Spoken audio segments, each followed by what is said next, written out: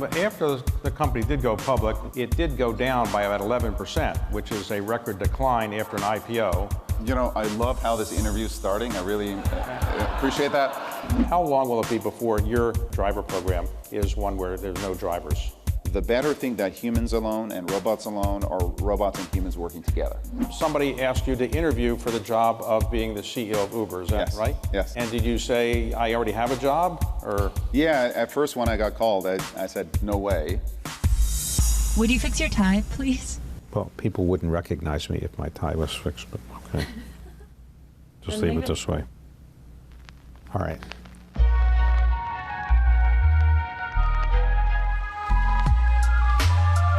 I don't consider myself a journalist, and nobody else would consider myself a journalist.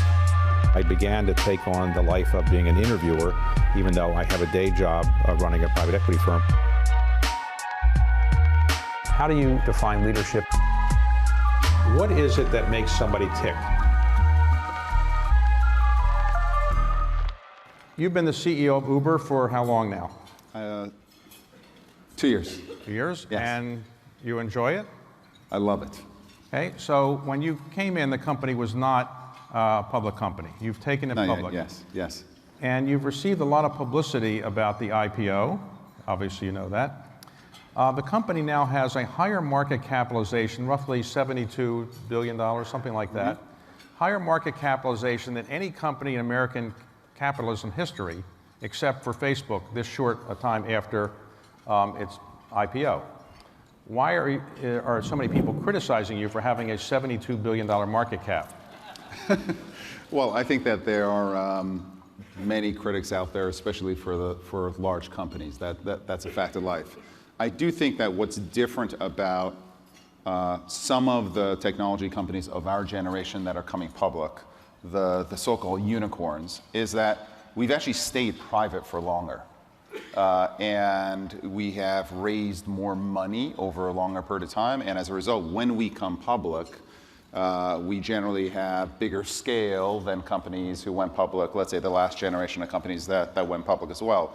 But my view on this is we wanted to go public. We needed to make sure that we are well capitalized for the next 5 years for the company, and we achieved that.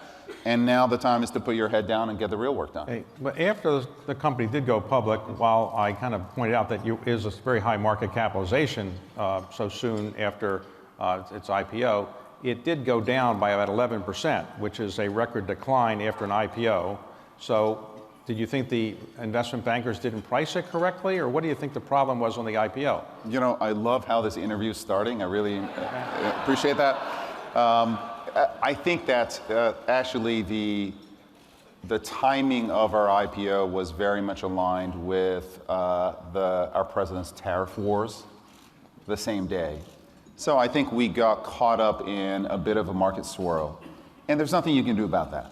And what I tell the team is, listen, short term the market can be a voting machine, but long term it's a weighing machine, and we are focused on the weighing. And I'm very confident that if we as a team execute, the market will appreciate it. By the way, how did you get here? You didn't take an Uber, did you? Unfortunately, when I come here, I need some professional security. But do you take Uber from time to time? Yeah, this weekend with the family, we're taking Ubers all over the place, absolutely. So when you take an Uber, and let's talk about the ride-sharing part. You take an Uber, do they know who you are? It's about 50-50.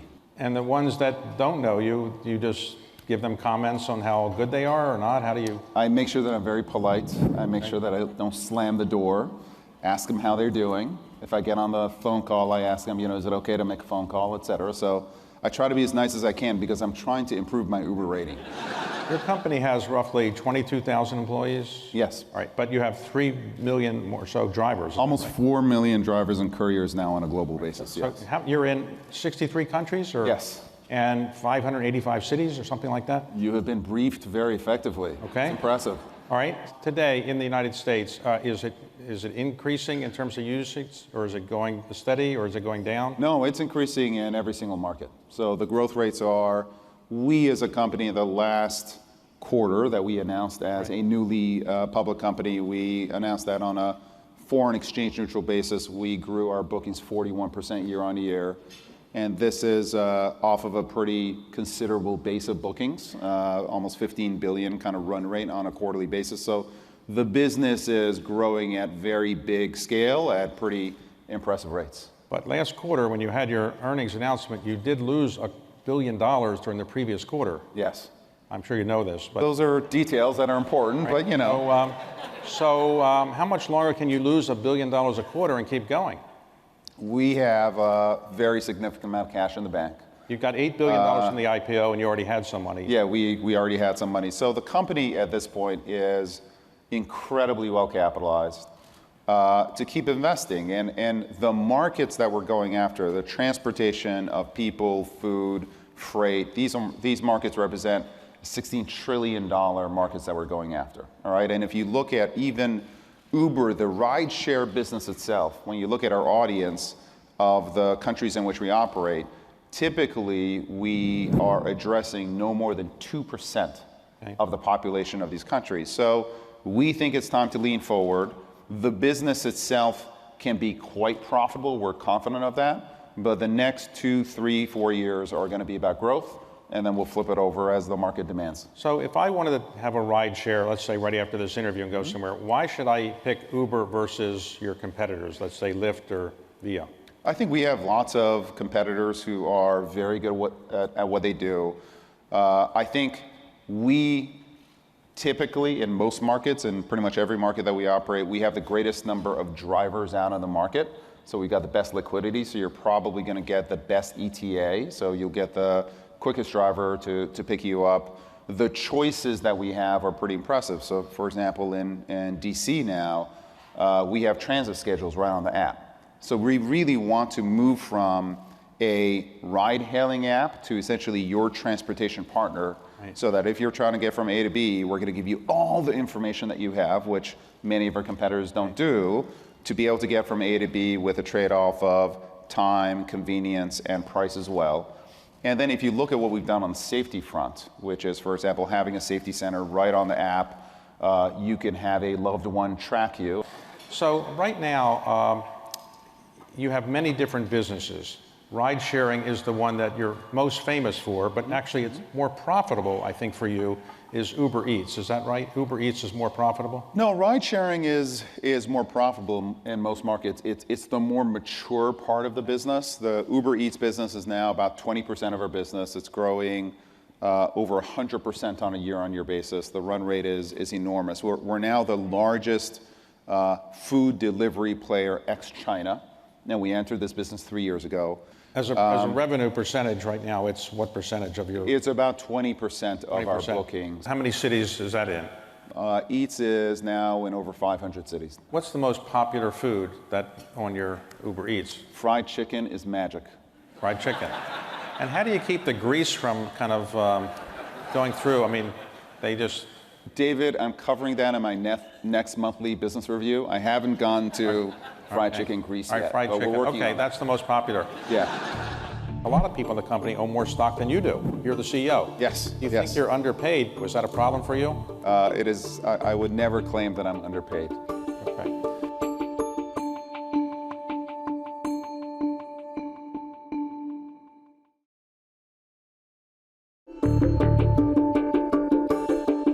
Let's talk about some of your other businesses. Over here you have, I guess, your scooter business, yes, and your electric bike business. So the scooter business is all over the United States and around the world, or?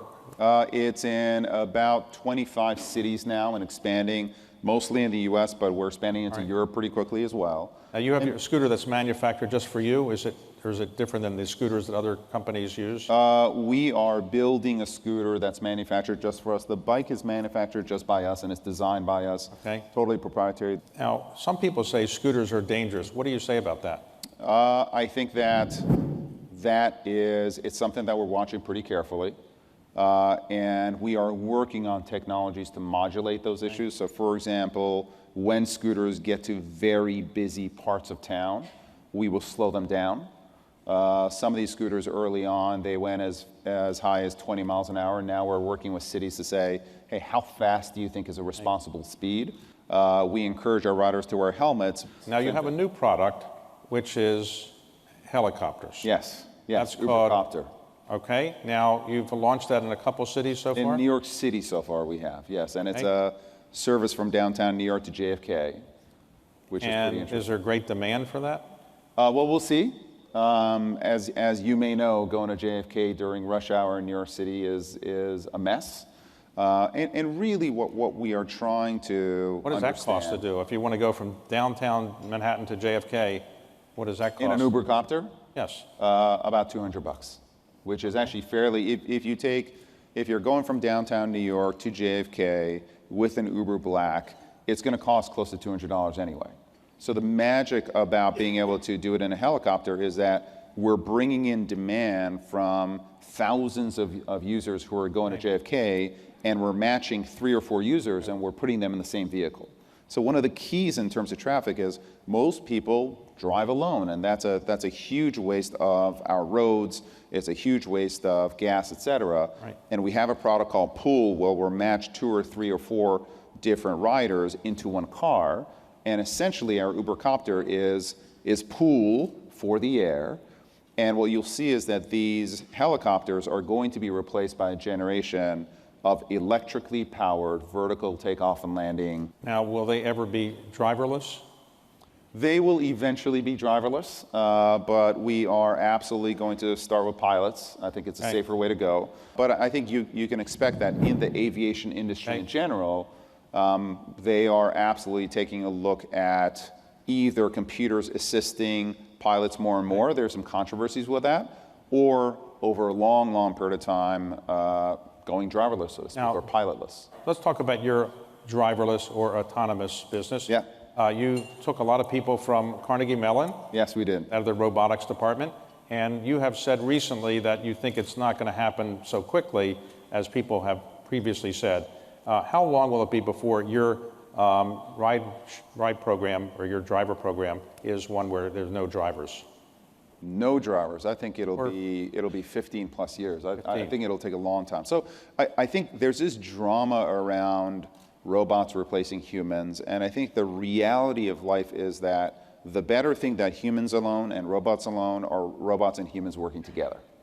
Okay, and so robots are very well designed for replacing repetitive, predictable behaviors. Most of driving is not either repetitive or predictable, but there's a subset of routes that are. So what you'll see with our driverless program is that, one, we're going to be incredibly careful and we're going to make sure that safety absolutely comes first. But we are building our driverless program, and by the way, we're working with third parties as well, within a context of a network where, for example, in DC, our data scientists know what are the 1% easiest trips in DC.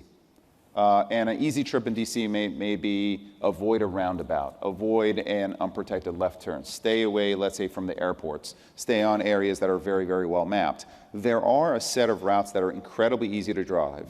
And what you'll see with us, as far as our driverless program is, we will get the machines to do the simple stuff, and then we will have the humans do the difficult stuff, and the two are going to coexist for 10, 15 years for a long period of time versus kind of the, let's say, the drama that the press reports. Your 15-year answer was intended to mean no drivers at all, but you expect to have some driverless or autonomous vehicles in a year or 2 or 3 or 4? I think within the next 5 years, you're 5 going to years. see some driverless vehicles out in the markets. And again, I think it's going to be in a very, very limited way. Now, you spun off your autonomous or driverless part of your company to a separate company. Why did you do that? We created a separate company that where we were able to bring in some investors and some partners. Toyota, who is, as you know, a huge OEM, and we have a terrific partnership with Toyota. Denso, which is a Toyota company as well, that is very strong in manufacturing kits and sensors and other parts of the car. And really bringing in Toyota and Denso was about building these autonomous vehicles at scale. And then we also brought in Masa and SoftBank as a financial partner as well. SoftBank is your biggest single investor still? Yes. And they went in at a valuation that is above or right where you currently are? Below, SoftBank got a decent deal. And Okay. I think it'll get more decent with time. So when was the company actually first started, and who actually started the company? The company was started about 9 years ago, and it was started by Garrett Camp, who is an entrepreneur. He's still on our board. He's unbelievably smart guy. So he brought on Travis Kalanick, who is our former CEO and one of the founders as well. And so Garrett and Travis, and then another one of our founders, Ryan, really teamed up to build this thing. Now, many of the people who were there at the beginning and have own a lot of stock. In fact, a lot of people in the company own more stock than you do. You're the CEO. Yes. You think you're underpaid because you've taken it public and you don't own as much stock as some people working for you. Is that a problem for you? It is. I would never claim that I'm underpaid. Did you tell Barry Diller you were interviewing for this? I did. I did very early. As you know, the press was all over the place. You don't think you could have kept it a secret, I guess. I have Barry to thank for pretty much everything in my professional career. And I could not bear the possibility of his hearing about this from some news report.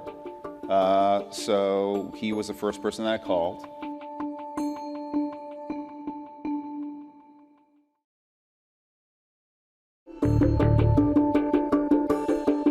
All right, let's talk about how you came to the position. Now, you grew up not in the United States. Where were you born? I was born in Iran, actually. Okay, and why did you leave Iran?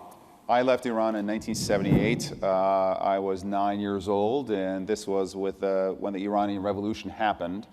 My family was an industrial family, well off, and when the Shah was overthrown, folks like my family were no longer welcome in Iran. So we left Iran, we went to France, actually to wait until things calmed down, and things never calmed down.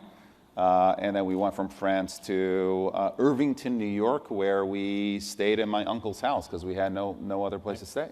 So you went to high school in Tarrytown, New York, Hackley School. And then you went to Brown? Yes, I studied bioelectrical engineering at Brown, and then threw it all the way to be an investment banker in New York City. So go figure. So you were at Allen and Company for many years? Yes. And you didn't want to go into private equity? The higher calling of investment banking was good enough? You know, it was a question of just how evil I wanted to be. And I wanted to be just a little less evil. Okay, all right, okay. Well, you could have gone to hedge funds if you wanted. But That's the ultimate. Okay. With that, I would have had horns. Okay. Know? So you're minding your own business at Allen Company, and then all of a sudden you go to work for Barry Diller? For Barry Diller, yes. How did he know of you? I was a grunt analyst on a deal for Barry Diller. Barry Diller was, he was bidding against Sumner Redstone. It was a big battle in Wall Street. He was bidding against Sumner Redstone for Paramount. It was a back and forth. It was a unfriendly bid. He was not wanted, but we put up a big fight. And I got to know Barry over that period of time, and I thought to myself, you know, if I ever have the chance to work for that person, I want to work for that person, and I got the chance eventually. All right, so you went to work for him. Yes. And then ultimately, one of the companies he owned was Expedia. Yes. And did he own it before you joined? Or you? I went to work for him as the deal person. And so we did a bunch of deals and brought in companies in the travel space. We bought both Hotels.com and Expedia. And they were part of the family, and they were part of the family to some extent because of the deals that we did when I came in. All right, so you became the CEO of Expedia. I did, yes. And did you have any experience in being a CEO? Why did he think you'd be good at being a CEO? He was desperate. Okay. So we were in a situation where one of the founders of Expedia, who was running Expedia at the time, decided, and this kind of stuff happens very naturally, which is founding a company, building a company is different from managing it and moving it into a mature state. This person decided that, hey, I'm not up for the CEO gig anymore. Barry, can you find a replacement? You were not the first choice, or? You know, I have no idea. I'd never asked him, but I raised my hand and he said yes. Okay. All right, and at one point, the Expedia board gave you, I guess, some stock options that were worth $180 million. I guess they did, based on theoretical values, yes. Okay. And then all of a sudden, while you're doing a very good job running it and maybe going to get $180 million on theoretical value at some point, somebody asked you to interview for the job of being the CEO of Uber. Is that right? Yes. And did you say, I already have a job? Or? Yeah, at first when I got called, I said, no way. But then I talked to a couple of friends, and you don't get too many chances as a professional or otherwise to work at and especially lead a company that I think is a part of how we live life. And I decided in this case, this is a once in a lifetime opportunity. And I took it. Did you tell Barry Diller you were interviewing for this? I did. I did very early. As you know, the press was all over the place. You don't think you could have kept it a secret, I guess? Yeah, I couldn't. Listen, Barry, I have Barry to thank for pretty much everything in my professional career. And I could not bear the possibility of his hearing about this from some news report. So he was the first person that I called. He was pretty unhappy at the beginning. But then he called me back. We had a series of conversations. He called me back and he said, listen, I understand why you're doing this. Let me know how I can be helpful. And he was genuinely helpful as we went along this journey, and we are where we are now. And he didn't remind you of the $180 million in stock option grants? He didn't remind you of that, or? He understood that the reason why I would do this was not necessarily monetary. So when you came in, you were replacing Travis Kalanick, who Yes. was one of the founders and a big Yes. shareholder, one of the biggest Huge. shareholders. Yeah. But he still was on your board. Yes. So was it awkward to be the CEO replacing somebody who's still on the board and a big shareholder? Was that easy to do or not? Yeah, listen, I feel the same way. I'm on the board of Expedia, and I'm the former CEO. And there's a new CEO who actually I picked, Mark Okerstrom, who's the board CEO. And I'll tell you, being a former CEO, it's a little weird sitting there and having someone else do something differently with your baby. Because I think Uber feels like Travis's baby, and Expedia felt like mine, and it's a little weird. But you know what? You're respectful. You get out of the way. You give the CEO support, and I think Travis has done the same for me. So is it weird? Yes. But are we in a situation where we're respectful and comfortable, and is he there for me when I need his advice? Yes. And what's the biggest challenge you currently see the company facing? I think the biggest challenge that we have is a common challenge that you see with some of the large technology companies out there, which is there is an increasing regulatory burden that is coming on some of the tech company, some of it deserved. Let's suppose I had some extra money and I wanted to buy into a company like yours. Mm-hmm. Why should I buy your I think you have some extra money, don't you? Never have enough, but why should I buy your stock? Is it likely to go up from where it is, and why is it likely to outperform some of your competitors? I have no idea where it's going next week or next month, but over a long period of time, we are at the cusp of a transportation revolution. We are the player that's global. We're the player that is multi-product in terms of moving people, food, things with our freight business as well. We have a much larger scope than any of the other players out there. And I tell you that ourselves and many of our competitors are going to do great, because this is about replacing car ownership. This is about redefining how cities are shaped. This is about shaping how people move in urban centers. To summarize, what would you like the average person who's listening to know about Uber and its future? I think what I want you to know is that we essentially want to be your partner in terms of your everyday life in a city. When you want to go to work, we want to be there. When you're coming back to work, we want to be there. We want to be there to feed you, and we want to be your everyday utility in your use, and we will do so in a responsible way. This is a company that wants to be great, but wants to do good for the world as well, and we know we got a lot of work ahead of us.